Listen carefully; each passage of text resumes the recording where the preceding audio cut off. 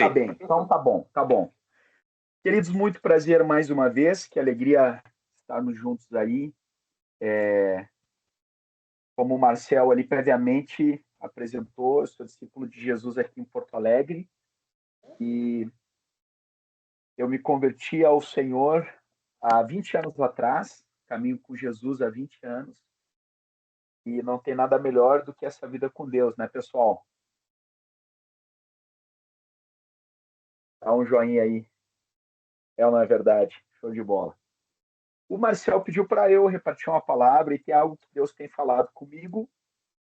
E assim, eu vou falando, pessoal, e se alguém quiser fazer algum complemento, fazer alguma pergunta, falar alguma coisa, interagir, fiquem bem à vontade. Se eu não ver, o Marcel pode dar uma de samurai e me cortar ali. Não tem problema, nós estamos em casa. Vou até comer o chimarrão aí, ó. Sei que vocês não tomam, mas eu tomo bastante chimarrão. No tempo que tu morou aqui, tu tomou chimarrão, Marcel? Cara, tentaram fazer, mas eu, como um bom baiano, o que é que eu fiz? Eu botei água de coco. E aí o pessoal pensava que estava fumando e era água de coco. Tá bem. Mas, pessoal, o que Deus tem falado muito comigo é sobre contemplação.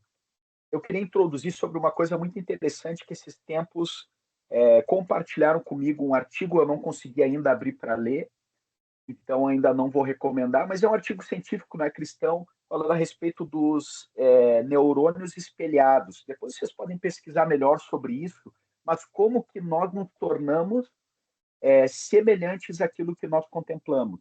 É muito interessante ver quando tu começa a conhecer uma pessoa, é muito nítido tu perceber como que do que influencia aquela pessoa. Na verdade, até mesmo quando tu anda muito próximo de alguém, às vezes tu acaba até pegando alguns trejeitos daquela pessoa, porque está no da nossa natureza a essência de sermos semelhantes. Aliás, a palavra diz que nós fomos criados para sermos semelhantes ao Senhor. A imagem e semelhança de Deus nos criou. Esse tempo eu fui no aniversário que era o aniversário era para ir a rigor de um de uma série lá que eu não conheço. Aí os personagens foram lá, todo mundo foi vestido dos personagens, minha esposa me ajudou a me vestir lá para aparecer no aniversário. Porém, quando eu cheguei lá no aniversário, olhei a turma, era tudo ok, tudo light, assim. Mas foi interessante que depois eu fui visitar um outro irmão lá e percebi naquele irmão que aquele irmão estava vestido igual a um personagem daquela série, com o mesmo trejeito, a mesma roupa, e eu percebi que estava tendo sobre ele uma grande influência daquele personagem. Nós vemos isso muito comum quando alguém assiste muito futebol. Eu já percebi em mim, andando perto de um irmão, meu discipulador, que em dados momentos eu fazia algumas coisas que era muito parecida com ele, era a influência dele, da admiração que eu tinha na vida e tenho na vida daquele homem de Deus. Isso condiz com a palavra. E por que eu estou introduzindo sobre isso? Porque o Senhor tem falado sobre contemplação. E baseado no texto de 2 Coríntios capítulo 13, eu queria ler com vocês esse texto, porque ele é um texto muito importante da palavra de Deus. Aliás, o mais importante de tudo que possa ser dito aqui é sobre o que a palavra de Deus nos diz, e eu queria pedir um pouquinho de paciência para a gente poder ler esse texto, para a partir daí a gente poder meditar e falar sobre o que esse texto da palavra diz. Vocês têm suas Bíblias aí? Vocês leem pelo celular? Alguém tem ela ainda de papel?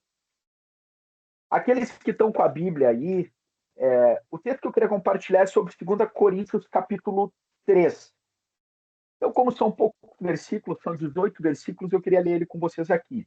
Diz assim: começamos, porventura, outra vez recomendarmos a nós mesmos, ou temos necessidade, como alguns, de cartas de recomendação para vós outros ou de vós? Vós sois a nossa carta, escrita em nosso coração, conhecida e lida por todos os homens, estando já manifestos como carta de Cristo, produzida pelo nosso ministério, escrita não com tinta, mas pelo Espírito do Deus vivente, não em tábuas de pedra, mas em tábuas de carne, isto é, nos corações. E é por intermédio de Cristo que temos tal confiança em Deus.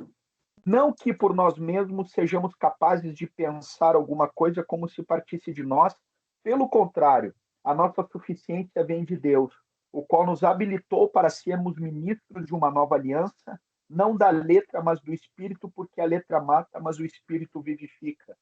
E que o ministério da morte, gravada com letras em pedra, se revestiu de glória, a ponto de os filhos de Israel não poderem fitar a face de Moisés por causa da glória do seu rosto, ainda que desvanecente. Como não será de maior glória o ministério do Espírito? Porque se o ministério da condenação foi glória, em muito maior proporção será glorioso o ministério da justiça. Porque, na verdade, o que outrora foi glorificado nesse respeito já não resplandece diante da atual sobreexcelente glória. Porque se o que se desvanecia teve sua glória, muito mais glória tem o que é permanente. Tendo, pois, tal esperança, servimos-nos de muita ousadia no falar. E não somos como Moisés, que põe um véu sobre a face para que os filhos de Israel não atentassem na terminação do que se desvanecia. Mas os sentidos deles se embotaram, pois até o dia de hoje, quando fazem a leitura da antiga aliança, o mesmo véu permanece não lhe sendo revelado que em Cristo é removido. Mas até hoje, quando é lido Moisés, o véu está posto sobre o coração deles. Quando, porém, algum deles se converte ao Senhor, o véu lhe é retirado. Ora, o Senhor é o Espírito, e onde está o Espírito do Senhor, aí a liberdade.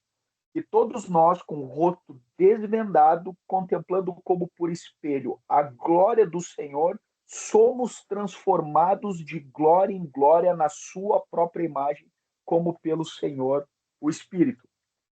Galera, aqui é muito interessante que o apóstolo Paulo está fazendo uma comparação de duas glórias, a glória da antiga aliança e a glória da nova aliança.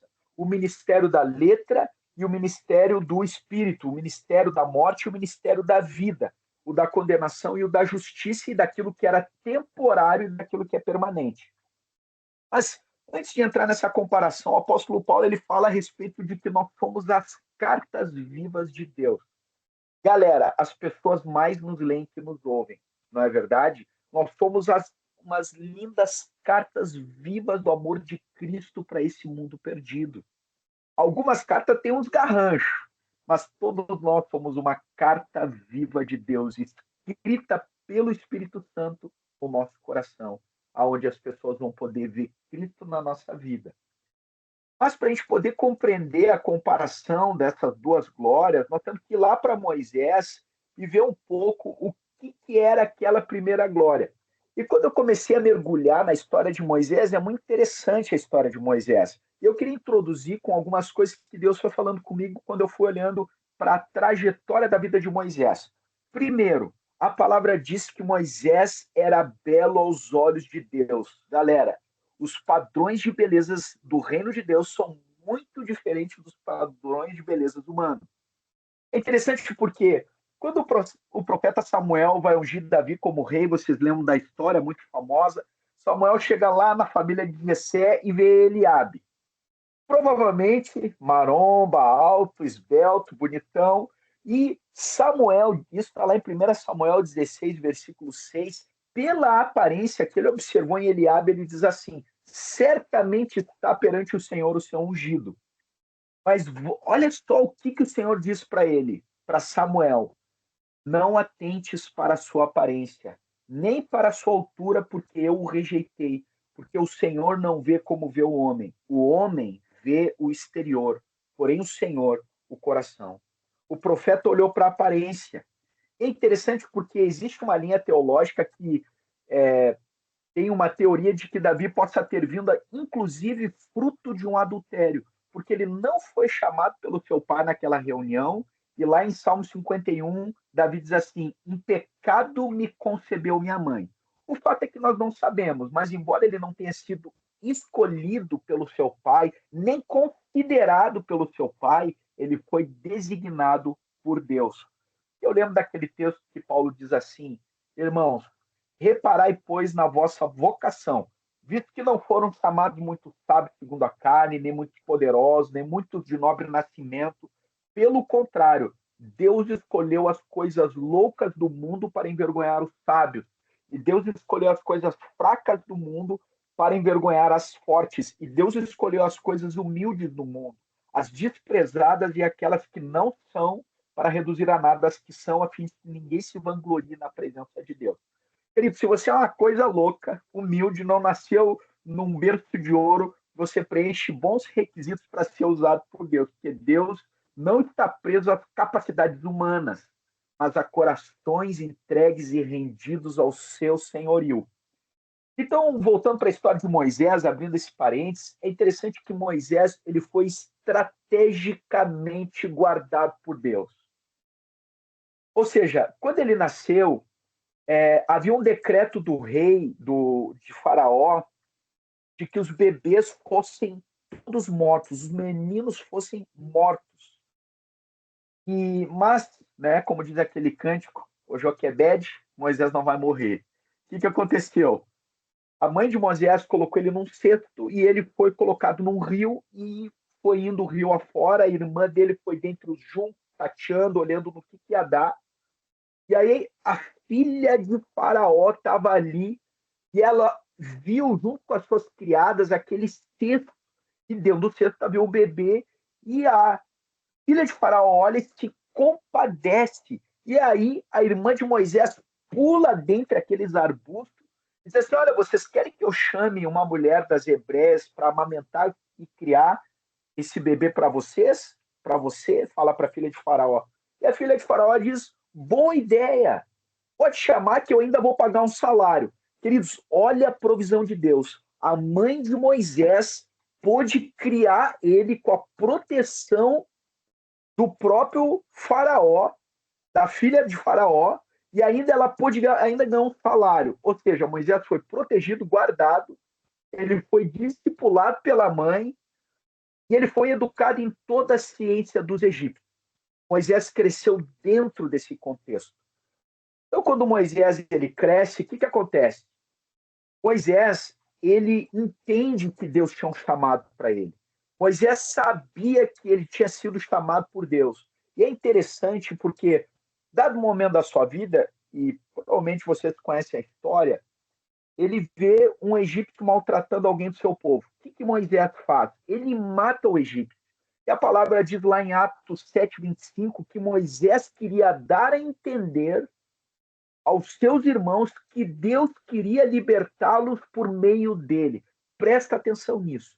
Quando Moisés toma aquela atitude de salvar um do seu povo do opressor, ele queria dar a entender aos seus irmãos que Deus o queria salvá-los, queria libertá-los por intermédio dele. Moisés sabia que a sua história era sobrenatural e que Deus estava chamando para uma missão.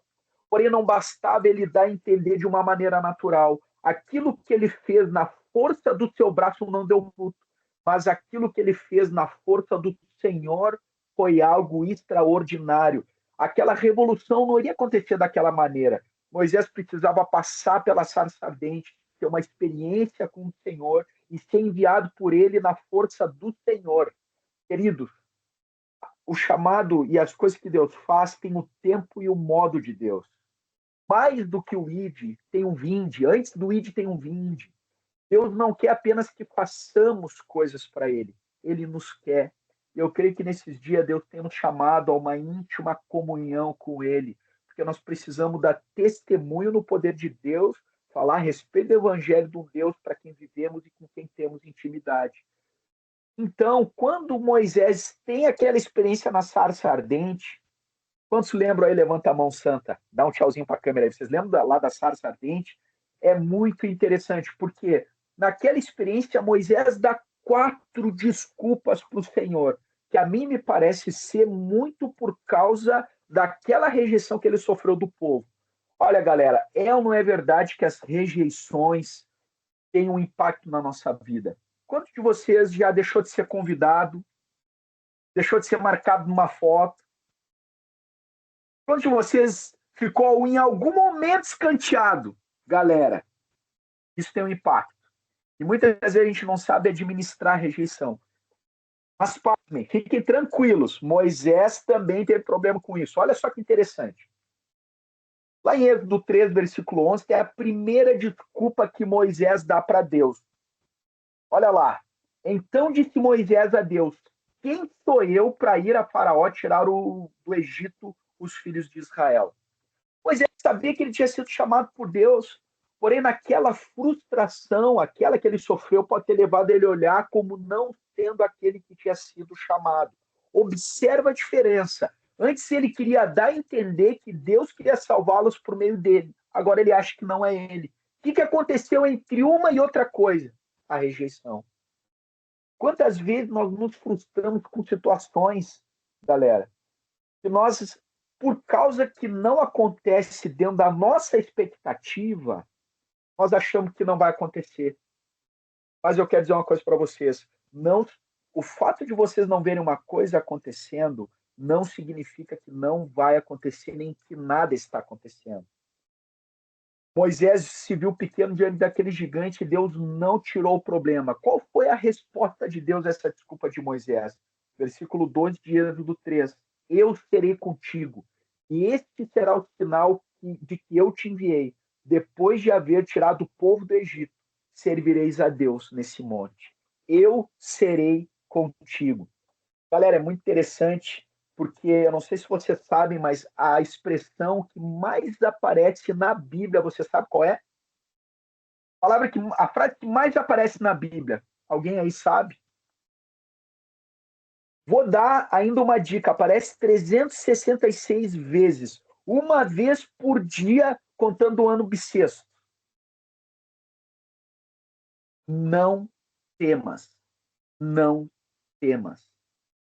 Olha só que linda essa expressão. E o Senhor diz o que? Eu estou contigo. Queridos, se o Senhor é conosco, não há nada o que temer. Mas Moisés dá uma segunda desculpa. Respondeu Moisés, lá no capítulo 4, versículo 1. Mas eis que não crerão, nem acudirão à minha voz, pois dirão, o Senhor não te apareceu. Olha que interessante o que Moisés diz. Depois daquela rejeição, ele diz, não adianta.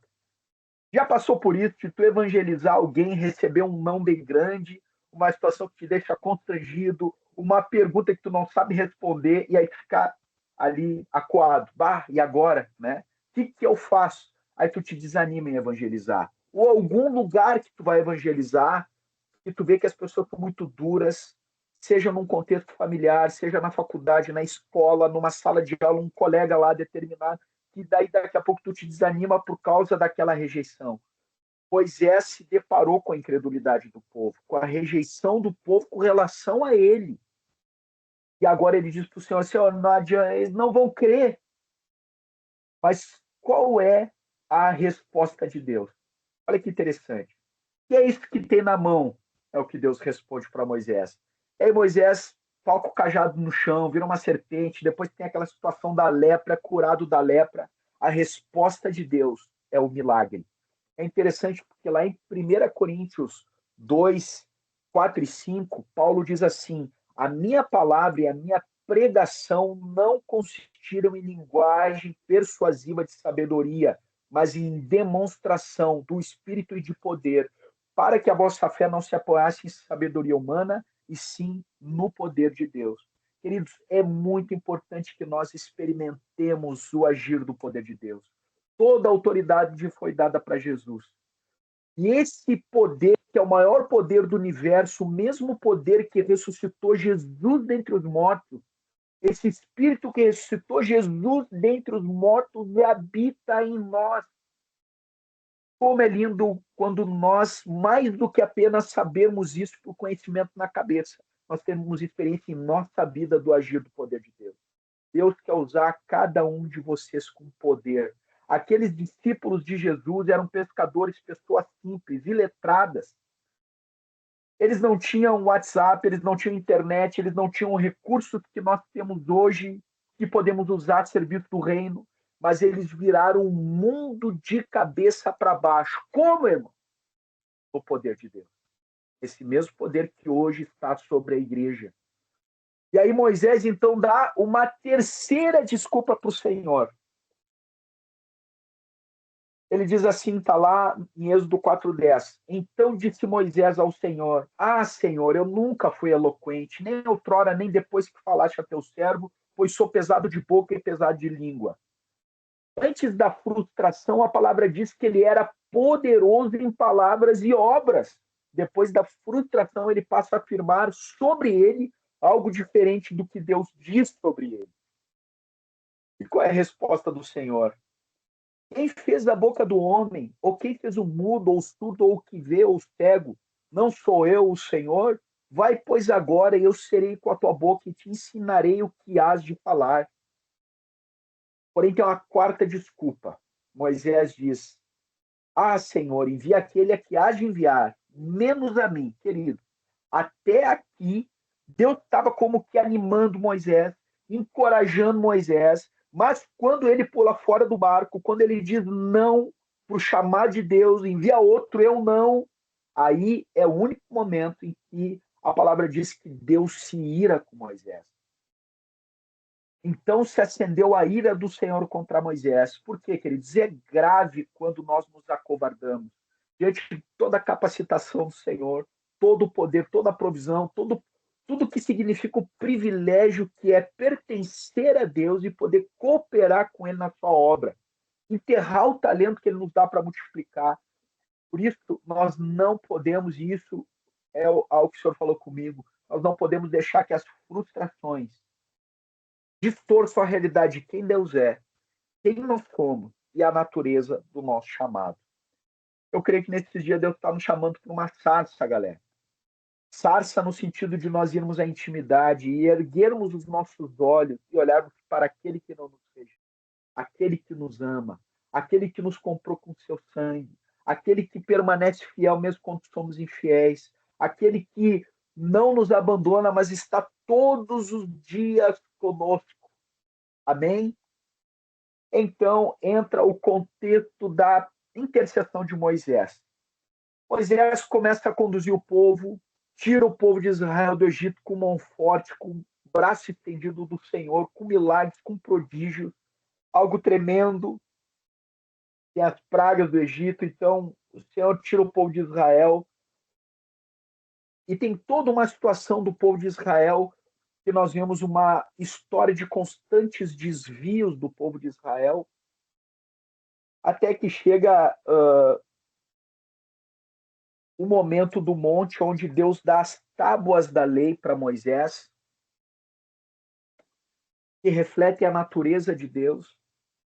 E a lei foi dada, tem uma expressão na Bíblia mesmo que a gente às vezes passa os olhos e não entende, que a lei foi dada para que avultasse o pecado. O que avultasse? Para que tornasse vulto, nós pudéssemos ver um padrão de Deus, da natureza de Deus, que a nossa natureza caída não é capaz de viver.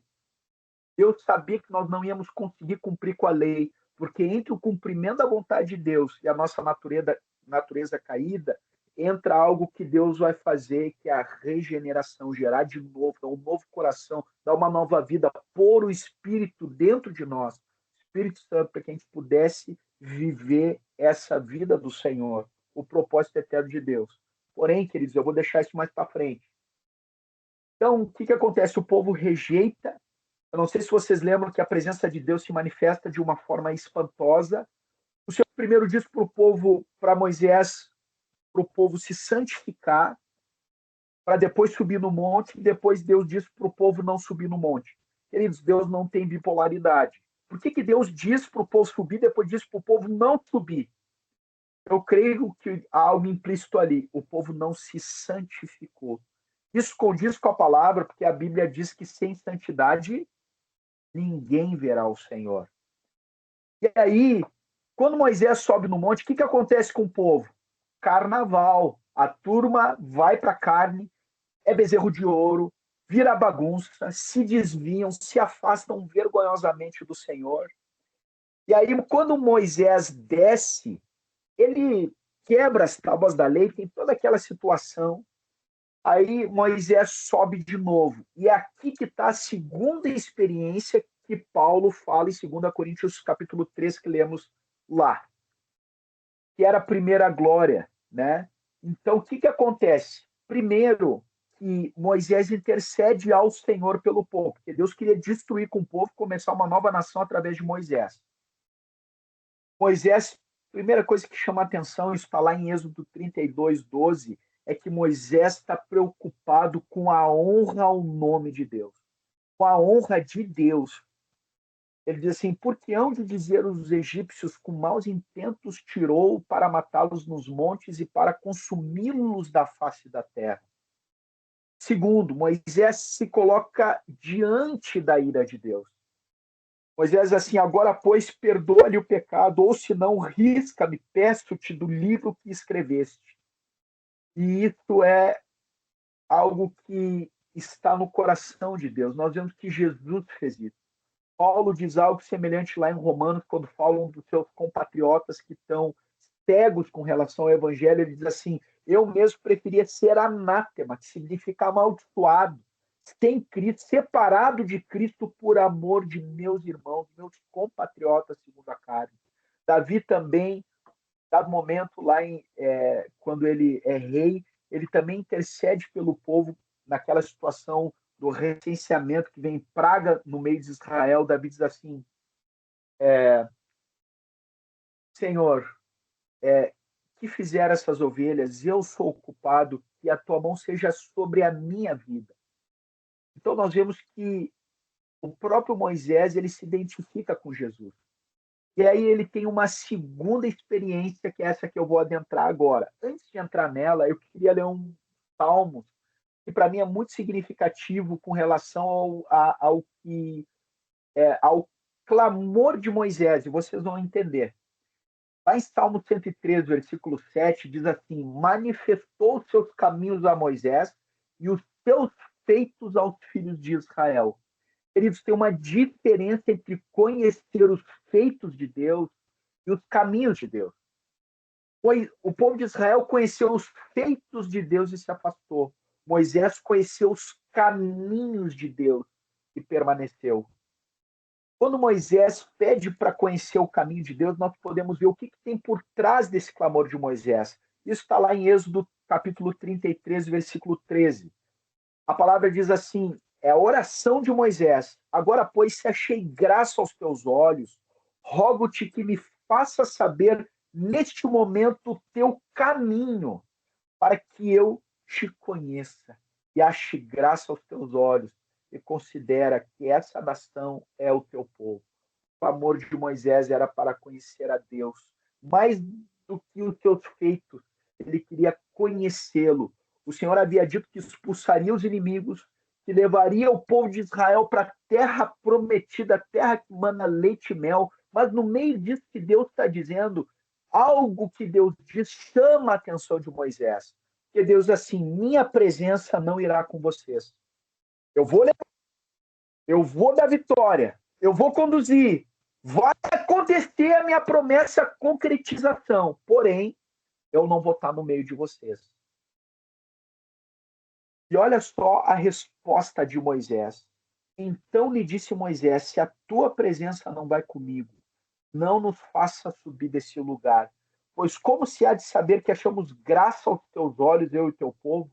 Não é porventura em andares conosco de maneira que somos separados, eu e teu povo, de todos os povos da terra? Queridos, como nós agiríamos se Deus dissesse para vocês assim: ó, aquele marido, aquela esposa que tu está buscando, eu vou te dar.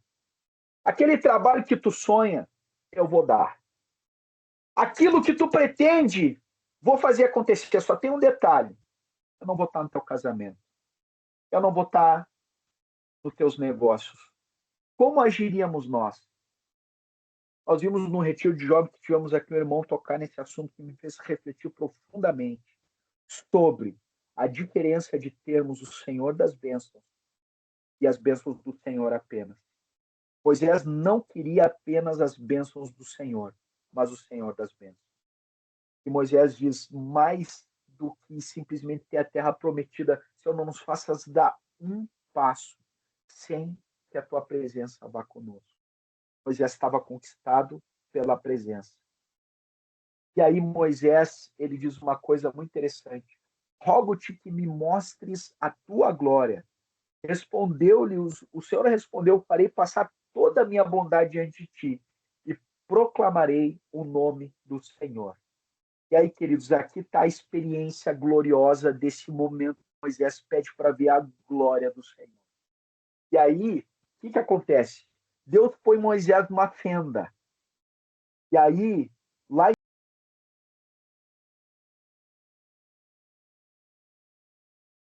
na verdade, narra esse momento. Tendo o Senhor descido na nuvem, ali esteve junto dele e proclamou o nome do Senhor. E passando o Senhor por diante dele, clamou. O Senhor passou clamando: Senhor, Senhor, Deus compassivo. Esse é o clamor, é algo que Deus está dizendo para Moisés a respeito dele mesmo.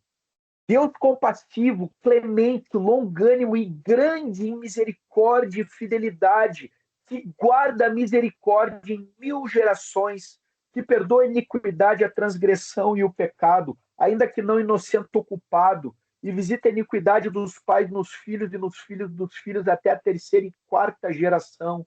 E imediatamente, curvando-se Moisés para a terra, o adorou e disse: Senhor, se agora achei graça aos teus olhos, segue conosco, segue nosso meio conosco, para que este povo, porque este povo é de dura cerviz, perdoa a nossa iniquidade e o nosso pecado e toma-nos por tua herança.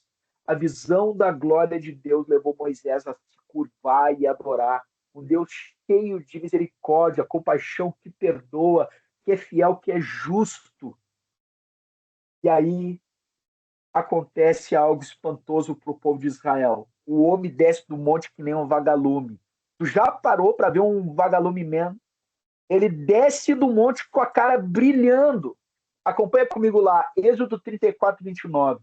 Quando desceu Moisés do monte Sinai, e é isso aqui que Paulo está dizendo lá em 2 Coríntios, tendo nas mãos as 2 tábuas do testemunho, sim, quando desceu do monte, não sabia Moisés que a pele do seu rosto resplandecia, depois de haver Deus falado com ele. Depois, lá no versículo 34 e 35, diz assim: tendo Moisés acabado de falar com eles, pôs um véu sobre o rosto, porém, vindo Moisés perante o Senhor para falar-lhe, removia o véu até sair. E saindo, dizia aos filhos de Israel tudo o que lhe tinha sido ordenado. Assim, pois, viam os filhos de Israel o rosto de Moisés, viam que a pele do seu rosto resplandecia, porém Moisés cobria de novo o rosto com o véu até entrar a falar com ele. Queridos, por que dessa vez o rosto de Moisés brilhou e na primeira vez não brilhou? Moisés subiu a primeira vez, recebeu a tábua da lei, que ele quebrou quando desceu, e aí ele subiu de novo. Por que dessa segunda vez o rosto dele brilhou e na primeira não? A única diferença, a palavra não explica isso, mas a única diferença entre a primeira experiência e a segunda é que na segunda experiência o Senhor mostra a sua glória e proclama o seu nome. Isso é muito significativo. E aí, por que Moisés ele colocava um véu sobre a face? E aí é que Paulo explica. É para que o povo de Israel não percebesse que aquela glória ela não era permanente, ela era passageira. E agora nós vamos olhar para a diferença, porque o ministério do Espírito, que é superior, né? A palavra diz lá em 2 Coríntios 3,13, que nós já lemos, diz assim: e não somos como Moisés, que põe um véu sobre a face, para que os filhos de Israel não atentassem na terminação do que se desvanecia. Alguns podem pensar, realmente, nós não somos como Moisés. E Moisés era um grande homem de Deus, um homem que Deus chamou de amigo. Eu não sou como ele está muito além, eu estou muito aquém. Porém, queridos, o sentido aqui é invertido. A palavra está te colocando num patamar além do que o que Moisés estava. Ela diz assim: não somos como Moisés, colocava o véu, nós não precisamos disso. Mas qual é a diferença dos dois ministérios? Primeiro, querido, aquela glória era passageira, a glória passou, porém a glória do ministério do Espírito é uma glória permanente, que permanece para sempre. A presença de Deus desceu e permanece na sua igreja. quando o primeiro templo foi construído lá com Salomão, a glória de Deus desceu. Há uma promessa de Deus lá, e isso está em 2 Crônica 7,14, a primeira Crônica 7,14, texto muito conhecido dos irmãos, que diz assim: se meu povo que se chama pelo meu nome se humilhar e orar e me buscar, e se converter dos seus maus caminhos, então eu ouvirei dos céus, perdoarei os vossos pecados e sararei a vossa terra. Estarão abertos os meus olhos e atentos os meus ouvidos à oração que se fizer neste lugar. Ou seja, há uma promessa de Deus que o Senhor estaria com os olhos abertos quando o povo orasse voltado para o templo. Essa era a glória da primeira casa. E é interessante porque, baseado nessa promessa, até hoje os judeus oram voltado para o templo. Que o Senhor prometeu que ele iria ouvir. Já viram um judeu lá diante do templo fazendo assim? Orando assim? Alguém já viu essa cena? Dá um abano para mim aí. Estão me ouvindo? Quem ainda está na live acompanhando a banda aí, não está assistindo uma outra coisa. Então, queridos, o que acontece? Há uma promessa de Deus naquele primeiro tempo. E essa era a glória da primeira casa. Porém, o povo de Israel achou que poderia viver de qualquer maneira, que ia pecar desenfreadamente, nada iria acontecer. Mas o templo é profanado, Jerusalém é arruinada, eles são levados cativos. Essa cena ela é tão forte para o judeu, isso que acontece, que tem um livro da Bíblia que descreve o sentimento do povo de Deus para aquele momento, e o nome do livro é Lamentações, que descreve exatamente esses acontecimentos da profanação do templo e da ruína de Jerusalém. Quando eles retornam da Babilônia para Israel, para Jerusalém, eles começam a reconstrução do templo. Há uma promessa, queridos, que a glória, isso está lá em Ageu, que a glória da segunda casa seria maior do que a da primeira. Japa, olha que tremendo. Oi. Japa, isso aí que você está falando, que você disse sobre que você disse sobre que nós somos diferentes, né, do que Moisés. Isso tem a ver, e gostaria que você explicasse para a gente, tem a ver no sentido assim, que naquela época lá, Moisés, Davi, Sansão, né, o Espírito Santo não tinha sido derramado. Então, o que acontecia? Quando eles iam fazer alguma coisa diferente, né, como Davi mesmo, que foi lá e matou um leão, um urso, essa questão aí de Moisés, né, da glória ali no rosto, né, de brilhar o rosto, né, e Sansão também, que matou um leão, enfim. Isso é porque, na época, o Espírito Santo, ele vinha, descia ali, aí fazia uma obra tremenda ali, grandiosa ali, na vida dessas pessoas, e aí depois ele voltava, né? Hoje, o Espírito Santo foi derramado. Então, isso que você falou é referente a isso, que hoje nós temos o Espírito Santo, ou o Espírito Santo ele já habita em nós constantemente, tem a ver com isso ou não? Só para o pessoal entender. Estou chegando lá. Tá prestando atenção. Obrigado, Marcel. Eu vou chegar nesse ponto, porque eu estava falando da glória da primeira casa, que a presença de Deus encheu o primeiro templo, e havia uma promessa de que a glória da segunda casa ela seria maior do que a da primeira. Aliás, no primeiro templo desceu fogo do céu. Quando o povo de Israel terminou o segundo templo, não desceu o fogo do céu, a presença de Deus não se manifestou. Onde a presença de Deus vai descer de novo? Onde o fogo vai descer?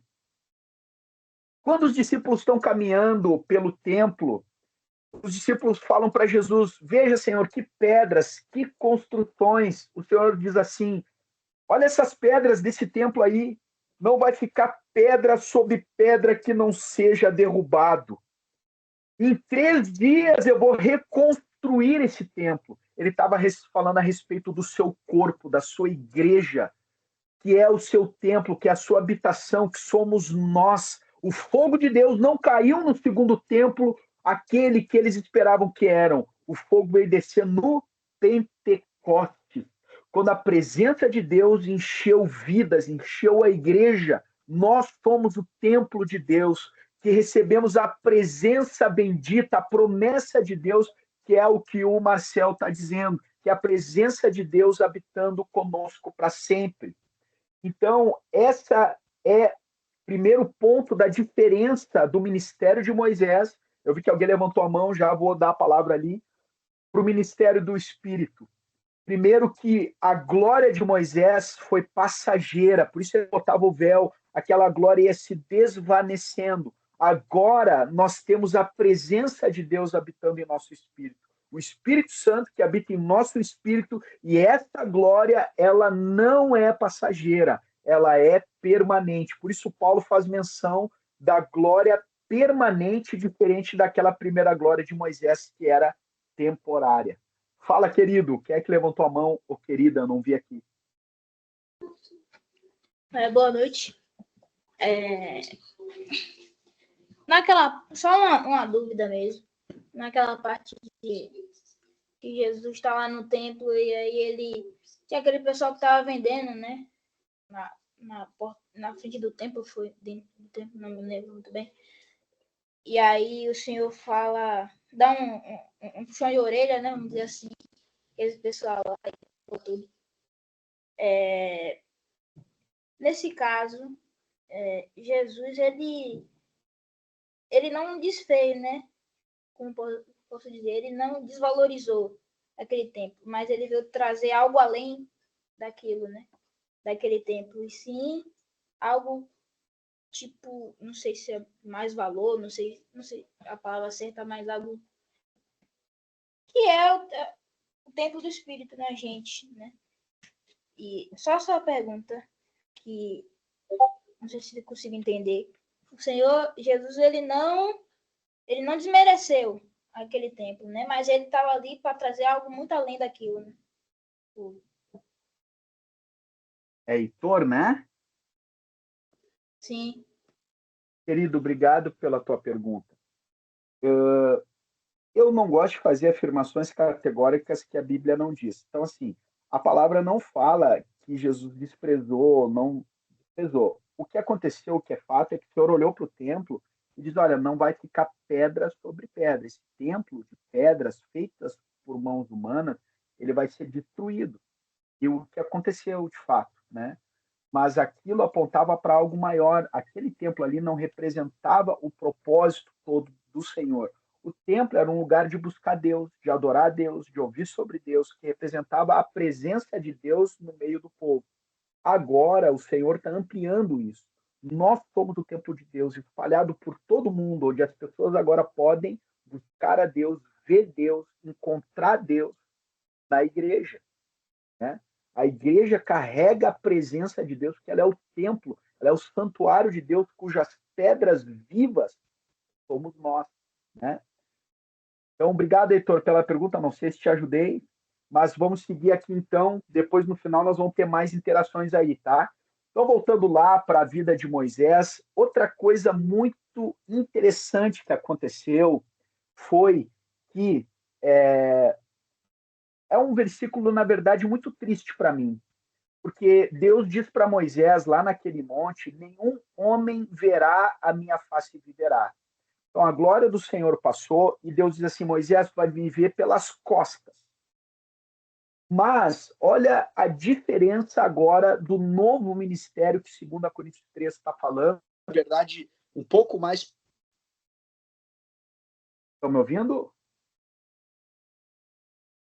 Sim. Então, o que acontece? Lá em 2 Coríntios 4,6, a palavra diz assim: ó, porque Deus que disse, das trevas resplandecerá a luz. Ele mesmo resplandeceu em nosso coração para a iluminação do conhecimento da glória de Deus na face de Cristo. O Senhor se revelou para nós. Revelar significa tirar o véu. Queridos, Moisés viu o Senhor pelas costas e viu a expressão do nome de Deus, mas, queridos, o Senhor revelou para nós a sua glória na face de Cristo. E no nome de Jesus nós podemos ver a plenitude daquilo que Moisés viu numa medida muito aquém, muito menor do que nós, porque no nome de Jesus nós vemos a plenitude da bondade, da fidelidade, da misericórdia, do perdão de Deus. É interessante porque quando o Senhor, Moisés pergunta qual é o nome de Deus, queridos, Deus não pode apontar para nada fora de si, porque qualquer comparação seria diminuindo. Deus é santo no sentido mais completo do termo. Santo significa outro, acima, posto à parte. Deus, ele é fora do comum. Então, Deus olha para Moisés e diz: Moisés, eu sou o que sou. Vai lá e diz que o eu sou te enviou. Agora, queridos, toda essa santidade, toda essa glória, todo esse poder de Deus é encarnado na pessoa de Jesus. E agora Deus pode apontar para Jesus e dizer: é assim que eu sou. Deus se revelou ao mundo na pessoa de Jesus. E ele é a imagem do Deus invisível. Ele é a expressão exata do seu ser. Lá em Hebreus, quando fala de Moisés, fala desses grandes homens de Deus, que alguns ali, o próprio Marcel citou, da forma como que eles eram usados por Deus de uma maneira temporária, eram homens de Deus, né? A palavra, lá em Hebreus 11, quando fala da galeria dos heróis da fé, que cita inclusive Moisés, diz lá, inclusive no versículo 24, Moisés, quando já homem feito, recusou ser chamado filho da filha de Faraó, preferindo ser maltratado junto com o povo de Deus, a usufruir prazeres transitórios do pecado, porquanto considerou o opróbrio, que significa a vergonha de Cristo, por maiores riquezas do que os tesouros do Egito, porque ele contemplava o galardão. Mas quando fala desses grandes homens de Deus na história do povo de Deus, entre eles Davi, Jefté, Sansão, Samuel, os profetas, fala de Moisés, e aí diz lá, ora, lá no Hebreus 11, 39, ora, todos estes obtiveram bom testemunho por sua fé. Não obtiveram, contudo, a concretização da promessa, por haver Deus provido coisa superior a nosso respeito, para que eles sem nós não fossem aperfeiçoados. Queridos, Deus preparou coisa superior a nosso respeito. Eu não sei vocês, toda vez que eu me deparo com essa verdade, eu vibro por dentro, eu me quebranto, eu me alegro. Porque, queridos, nós temos hoje livre acesso à presença de Deus, porque o véu foi rasgado e agora nós temos comunhão íntima com Deus. O Espírito Santo habita em nós, aquela gloriosa presença de Deus não apenas passou, agora ela permanece conosco, está conosco todos os dias. E agora a palavra, o Senhor nos chama à contemplação. Queridos, nós precisamos contemplar Jesus. O Senhor se revelou, ele tirou o véu, nós estamos com o rosto desvendado, diferente de Moisés, diferente do povo de Israel, que ainda tem aquele véu no coração, porque eles acham que aquela glória permanece, mas não permanece mais. Agora o Senhor se revelou para nós, e nós podemos, com o rosto desvendado, contemplar o Senhor e sermos transformados na sua própria imagem. E olha que interessante o que a palavra diz.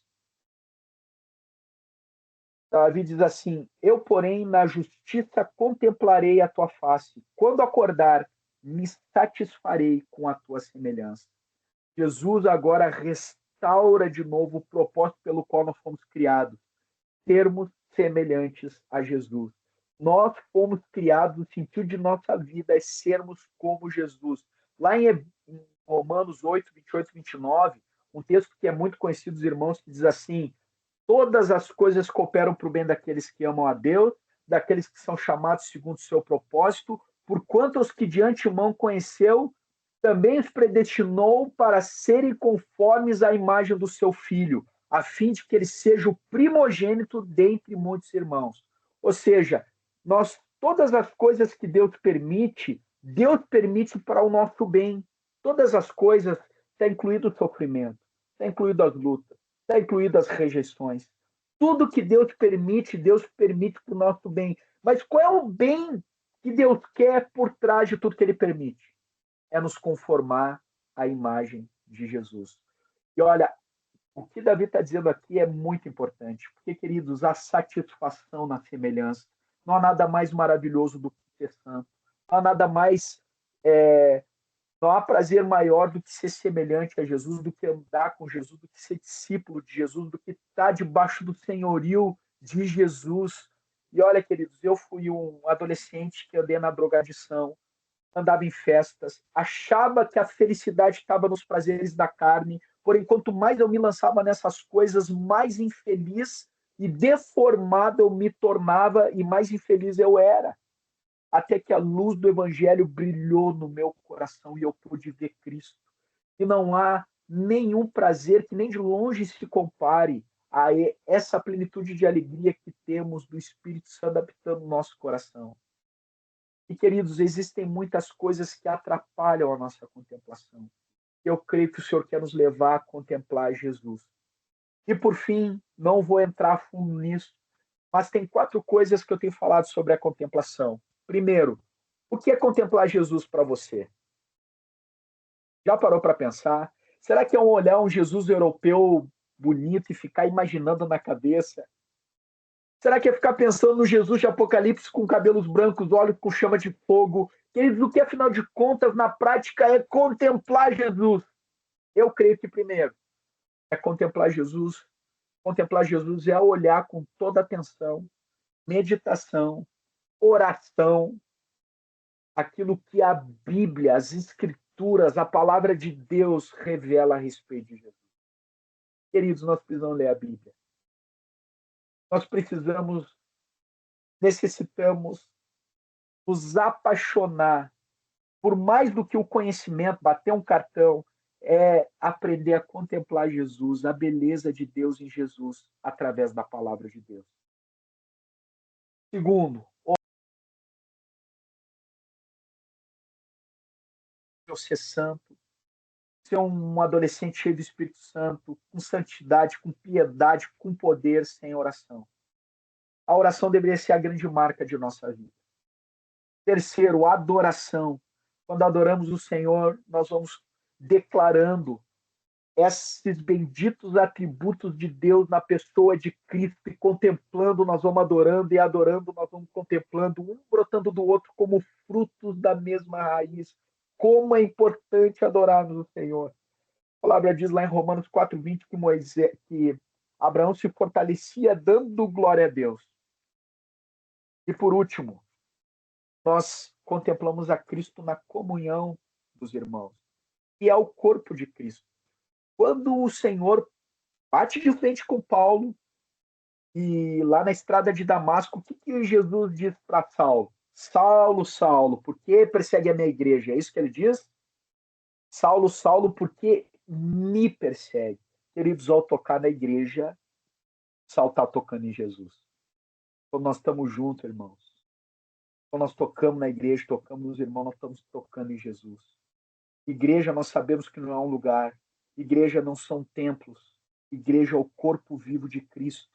É abraço apertado, é pão repartido, é comunhão de bens, é ósculo santo, é amor não fingido, é a bendita família da fé, é o fim das contendas, da guerra, da solidão, do solitário. Igreja é o corpo vivo de Cristo, tocando nesse mundo perdido e trazendo salvação. Queridos, nós precisamos ver a importância da comunhão no contemplar a Cristo. E eu quero encerrar mesmo, eu não queria entrar nessas 4 coisas, mas eu tenho visto como o diabo tem atacado essa geração para querer impedir a contemplação, porque o diabo não se importa que você participe de live, que você vá em retiro, que você vá em encontros, ele não quer que você seja semelhante a Jesus. Que você perceba que não há maior tesouro no universo do que Jesus. Ele vai fazer toda a oposição para que você não perceba, não experimente, não viva essa realidade de vida com Deus, que é magnífica, que é maravilhosa, que é incomparável. E o diabo tem buscado a atenção de vocês, de todos nós. Por isso, queridos, cuidem com as distrações, cuidem com os entretenimentos, cuidem com o celular, cuidem com as séries, cuidem com o que vocês colocam diante dos olhos de vocês, porque nós não temos administração sobre o impacto que essas coisas causam na nossa vida. Uma imagem pode ser muito danosa à tua fé, pode ser um drama para muitos aí, o que você ouve, o que você escuta. Qual tem sido a prática minha e da minha esposa aqui em casa? Nós não assistimos filmes nem séries. Eu não quero enredar os jovens com legalismo, mas eu quero dizer para vocês que não há prazer maior do que a comunhão com Jesus. E ninguém disse para nós que nós tínhamos que não assistir essas coisas. Eu não jogo joguinho, eu não vejo séries e filmes, porque meu prazer está aqui, queridos. Não tem nada mais legal do que ser cheio do Espírito Santo, que ler a palavra de Deus. Amados, nós estamos indo para a eternidade. E quando a palavra fala em Efésios a respeito de sermos cheios do Espírito Santo, tem duas coisas que é dita antes ali. Remir o tempo, que é aproveitar bem o tempo é vida, tempo é recurso, tempo não volta atrás. O diabo quer roubar o nosso tempo. Que fala sobre nós não nos embriagarmos com vinho no qual há dissolução, que é contrário de concentração. Ou seja, existem muitas coisas além do vinho que têm embriagado essa geração. Por isso, tomem cuidado. As mídias sociais têm sido usadas pelo inimigo para contaminar a mente. Porque é na mente que a batalha acontece. É lá que o diabo lança sofisma, ele constrói fortalezas, porque ele quer o teu pensamento, ele quer a tua atenção, ele quer te aprisionar lá. Então, por isso, quando Paulo usa essa linguagem militar a respeito, né, de destruindo fortaleza, anulando sofisma, a finalidade é trazer o pensamento cativo à obediência de Cristo. Por isso é tempo de nós renovarmos nossa mente, transformai-vos pela renovação da vossa mente, Romanos 12, para que possamos experimentar a boa, perfeita e agradável vontade de Deus. E a mudança do pensamento produz mudança de comportamento. Mas nós queremos mudar hábitos, mudar atitudes, mudar reações e ações sem mudar o interior. Isso é como dar milho para ovo.